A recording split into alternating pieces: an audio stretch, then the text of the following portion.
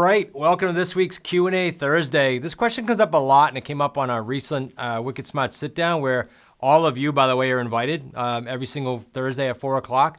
The question was, what if a buyer asks, hey, what if the house doesn't appraise at the end of my rent-to-own process? So I'm going to talk a little bit about scripts for them, you to them, but also just for you to understand. The script would sound something like this. You know what, John and Mary, you're a buyer, and just like buying conventionally, once you buy, you live with your decision to either capture appreciation or ride out a market shift. Think about it. When you buy a house, do you call the bank if the market goes down and complain? Or do you call the bank if the market goes up and say, hey, do you want some of this equity? Of course not.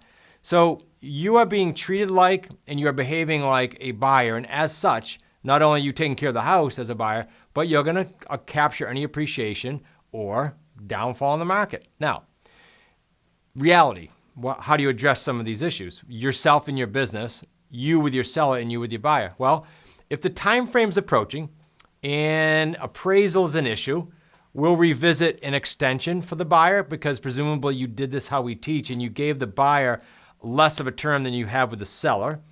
Or you're going to negotiate an extension with the seller. That happens too. This is real estate, guys. These pivots are normal. I don't want to have you ever caught in thinking, okay, well, this is going to happen. It's going to crush me. No, there's a deal after deal on every deal, right? Or you simply, I would say to the buyer, you could put more cash down, take care of the appraisal. Appraisal is just a snapshot from one person, or you can order a new appraisal. Sometimes they're just a little bit off, or you can walk, of course. Your deposit would not be refunded and you could walk. Now, for you to know as an investor, these deals, and I know you haven't gotten to, perhaps if you're new to these Q&As on YouTube even, you haven't gotten to the module with all our agreements in it. That lives in the QLS Home Study course. So if you haven't gotten that yet, by all means, you want to get your hands on that at the website, smartrealestatecoach.com.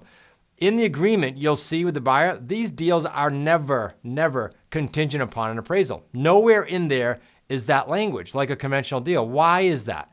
Because how could we make a deal contingent upon appraisal today when it's going to close in 18, 36, 60 months, sometimes longer? You can't do that. It's not possible. An appraisal is not even good after 6 months, right? Ask any bank or appraiser. They're looking for solid comps within 6 months. That's the other reason, just reality-wise, you can't do that. And that's why you'll never see it in the buyer agreement. Now, will I tell you that we've been asked that from every buyer? What if it doesn't appraise? No. I can't even, maybe Nick, our buyer specialist, my son, can tell you more accurately, but I'll tell you that out of the hundreds of deals we do and did, I can remember maybe a small handful when I was intricately involved in the whole process at the beginning that we got asked that.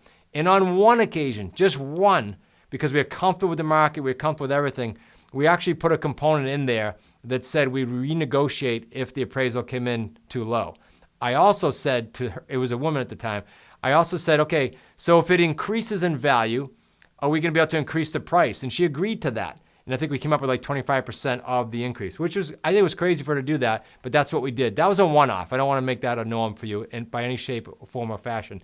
Now, if you would like to kind of hear more Q&As, not just on this playlist here on YouTube, but you'd kind of like to get in the trenches more with us, I alluded to at the very beginning of this video, the weekly Wicked Smart Sit Down, but also why not come camp out at our live events? There's only 2 a year.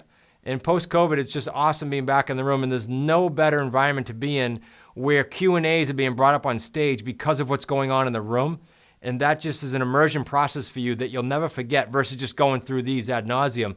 So the 2 events, you can find them at qlslive.com, and that's in September, and wickedsmartsummit.com, and that's usually end of March, ending sort of around April 1st, almost every year. So go check out those sites. I don't know when it is that you'll be seeing these, but those are always going to be running. And if you are a purchaser and owner of the QLS Home Study course, you actually attend the QLS Live event, the first one, for free. You don't have to pay for it. So I encourage you to get there. You will consider it time super well spent. And I hope to see you at those events. If not, see you on the next Thursday Wicked Smart Sit Down. Make it a great week.